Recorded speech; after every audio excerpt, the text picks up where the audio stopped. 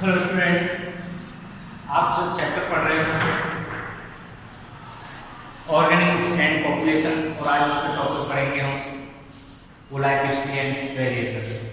उसमें क्या क्या लाइफ हिस्ट्री एंड वेरिएशन है वन बाय वन पढ़ते हैं। ठीक है, सबसे पहले दे रखा है उसमें टारगेट फिटनेस। क्या दे रखा है? Target fitness.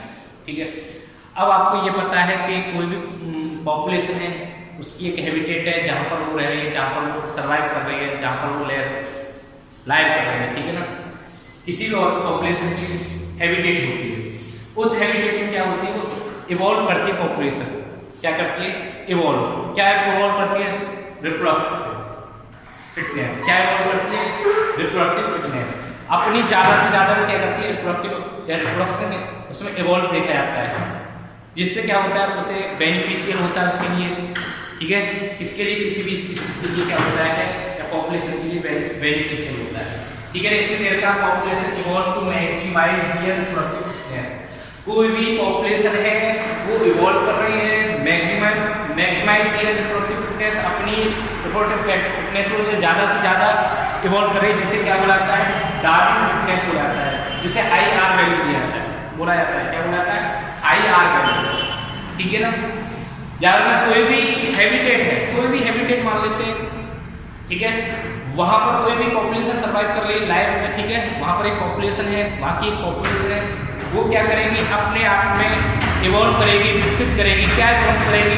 रिप्रोडक्टिव फिटनेस, जैसे क्या बोला जाता है? Darwin fitness. क्या बोला जाता है? Darwin fitness. क्लियर है? Population evolve to maximize here reproductive fitness, also called Darwin fitness. ठीक है, जिसकी आर वैल्यू होती है हाई के लिए होती है। किसके लिए? वो हाई को रिप्रेजेंट करती है। ठीक है, इसके बाद अंडर सिलेक्शन प्रेशर, जब वो अंडर प्रेशर स्पीशीज जो होती है या ऑर्गेनिज्म होते हैं वो क्या करते हैं? इवॉल्व करते हैं। कोई ना कोई योजना या कोई ना कोई रिप्रोडक्टिव स्टेजेस बनाते हैं, जिसके कारण उनमें क्या होती है?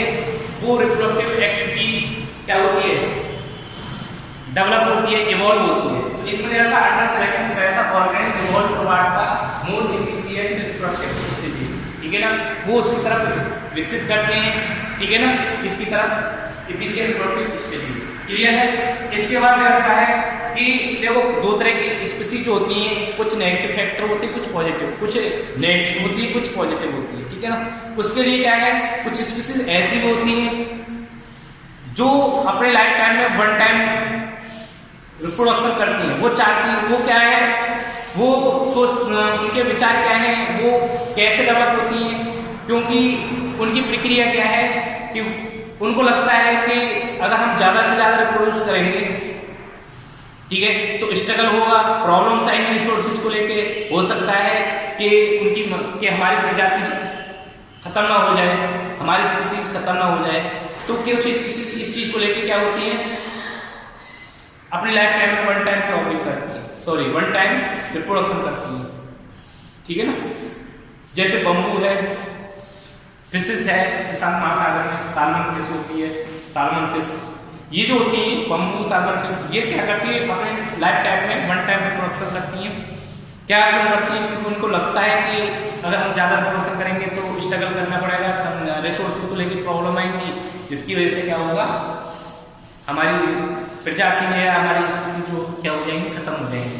दूसरी कुछ ऑर्गेनिज्म ऐसे होते हैं जो ब्रीडिंग करते हैं या रिप्रोडक्शन करते हैं। क्या करते हैं? ब्रीडिंग या रिप्रोडक्शन अपनी लाइफ में कई बार कर लेते हैं, लेकिन उनको क्या, उनकी क्या थिंकिंग हुए, विचार होते हैं, या उनकी क्या एबिलिटी होती है कि वो लगता है कि हम क्या करेंगे, रिसोर्सेज को लेके हम अपने आप में इवॉल्व कर लेंगे।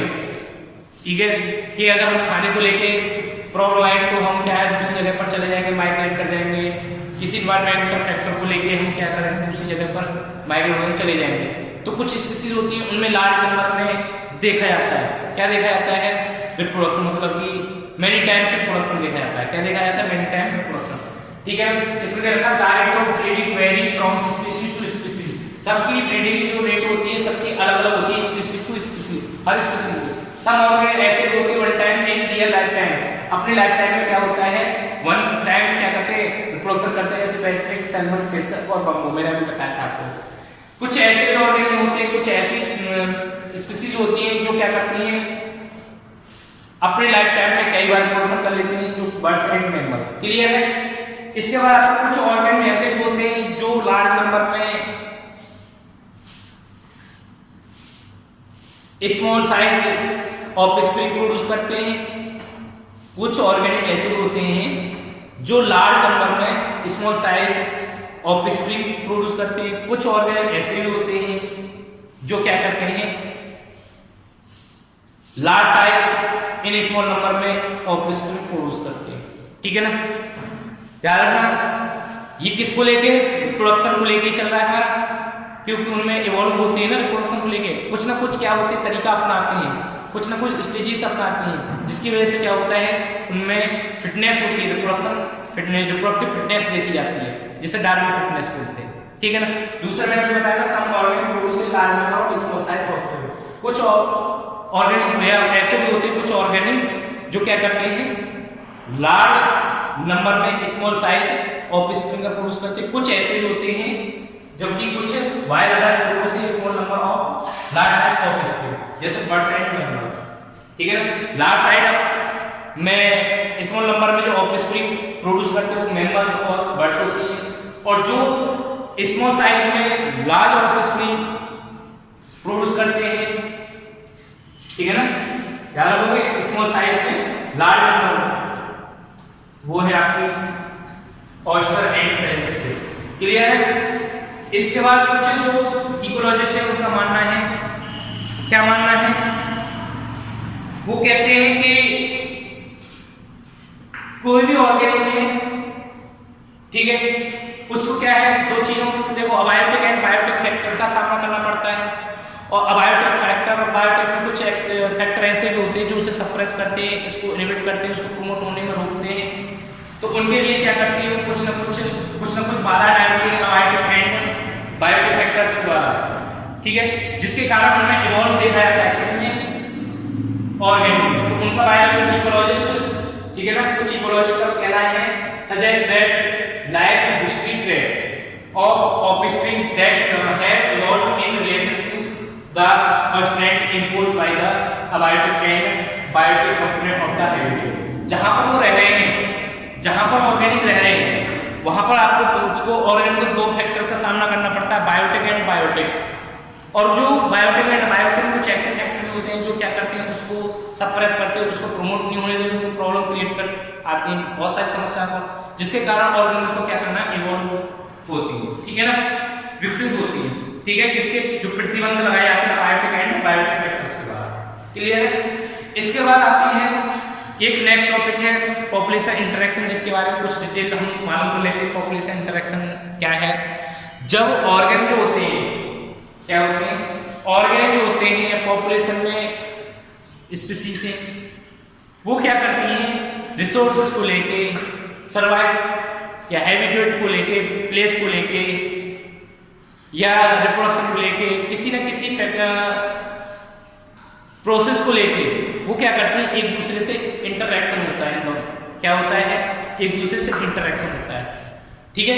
और ये आपको पता है कि कोई भी स्पीसीज है, ठीक है ना, आज तक कोई भी स्पीसीज जो होती है इंडिपेंडेंट नहीं रही, कोई भी स्पीसीज, और न रहेगी, क्योंकि वो क्या होती है एक दूसरे पर क्या होती है इंटरडिपेंडेंट होती है। क्लियर है? एक दूसरे पर इंटरडिपेंडेंट बोल सकते हैं या इंटर लिंक हो सकती है एक दूसरे से, या बोल सकते हैं इंटरेक्शन देखा जाता है टू स्पीसीज को। ठीक है ना? मैंने अभी बताया था। अब देखो आपको ये पता है कि कुछ प्लांट्स ऐसे होते हैं, प्लांट्स आप जानते हैं कि वो प्रोड्यूस करते हैं या सिंथेसिस ऑफ आउन फूड, अपना भोजन अपने आप बनाते हैं, लेकिन उनको भी रिक्वायरमेंट पड़ जाती है। किस लिए रिक्वायरमेंट? जो ऑर्गेनिक मैटर होता है वो डायरेक्टली प्लांट जो होते हैं ऑर्गेनिक मैटर को तो ले नहीं सकते मिनरल्स की फॉर्म में या फूड की फॉर्म में। ठीक है? बायो वो क्या करते हैं, उनको भी रिक्वायरमेंट हो जाती है किसकी, माइक्रोब्स की, जो क्या करते हैं उस ऑर्गेनिक मैटर को क्या करते हैं ब्रेक डाउन कर देते हैं। क्या कर देते हैं? ब्रेक डाउन कर देते हैं। मैंने आपको अभी बताया था कि कुछ ऐसे याद रखना, कोई भी प्लांट है या कोई भी ऑर्गेनिज्म है या कोई भी एनिमल्स है वो इंटरडिपेंडेंट और इंडिपेंडेंट नहीं है। क्या नहीं है? इंडिपेंडेंट नहीं है। वो क्या है, इंटरडिपेंडेंट है या इंटरलिंक है, किसी न किसी इंटरेक्शन प्रोसेस देखने को मिलता है आपस में, ठीक है ना। याद रखना, कोई भी कम्युनिटी है, कोई भी समुदाय है, कोई भी बायोनी है, वहां पर क्या है, एक दूसरे से इंटरलिंक देखा जाता है। अब हो सकता है इंटरलिंक या इंटरएक्शन जो होता है, हो सकता है कि दोनों जो स्पीसीज हैं उनके लिए बेनिफिशियल हो या हार्मफुल हो जाए दोनों के लिए, या एक के लिए बेनिफिशियल हो या एक के लिए हार्मफुल हो, या दोनों के लिए हार्मफुल हो, या हो सकता है कि दोनों के लिए, एक के लिए हार्मफुल और एक के लिए नॉर्मल हो, कोई प्रॉब्लम नहीं है, ना उसे हानि होती, ना ही क्या होता है, ना हार्मफुल होता है एक के लिए और ना उसे, ठीक है ना, बेनिफिशियल होता है, लेकिन एक को क्या होता है, बेनिफिशियल हो जाता है, ठीक है ना। इस तरह के क्या होते हैं, मैं 1 बाय 1 जो नेक्स्ट लेक्चर में आपको बताऊंगा कि किस किस तरीके से क्या क्या होता है इंटरेक्शन पॉपुलेशन जो आपस में क्या होती है, जो रिसोर्सेज को लेके, हो सकता है फूड को लेके क्या होता है, एक दूसरे पर इंटरेक्शन देखने को, ठीक है ना। मैंने आपको ये क्लियर कर लिया, क्लियर है, यहाँ तक आपका क्लियर है। उसके बाद हम पॉपुलेशन इंटरेक्शन जो पढ़ेंगे हम डिटेल में पढ़ेंगे, ठीक है ना। इसके नेक्स्ट जो टॉपिक पढ़ेंगे हम लेक्चर में पॉपुलेशन इंटरेक्शन जो होगा हमारा डिटेल में, क्लियर है।